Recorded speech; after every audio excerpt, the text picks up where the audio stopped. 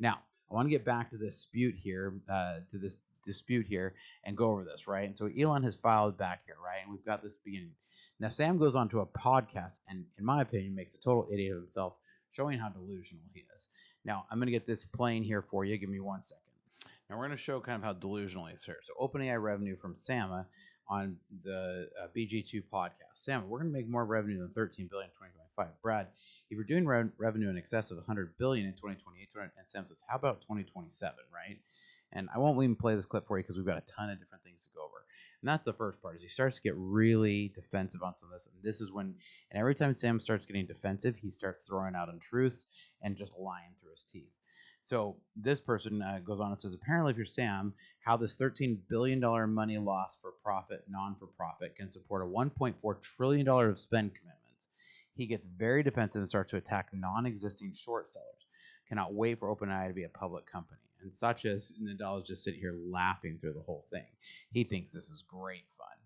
Now, let me read this part to you here, and then I'll play this video for you. So how can OpenAI, with $13 billion in revenue, make $1.4 trillion of spend commitments? Sam Altman, quote, first of all, we're doing well more revenue than that. Second of all, Brad, if you want to sell your shares, I'll find you a buyer. Enough. I think there's a lot of people who would love to buy OpenAI shares. I think people who talk about, anyways. I think people who talk with a lot of breathless concern, but he says, we do plan for revenue to grow steeply. Okay, they do plan for revenue to grow steeply. That seems like a really straight. Revenue is growing steeply. So are they planning, or is it revenue? So you can already see he's like getting caught in the middle of even his own lies, and he catches himself. And so he's going on to take a lot of, this is the best bet we're making, and we're taking a risk along with that. A certain risk is that we don't have the compute. We will not be able to generate the revenue or make the models at this kind of scale.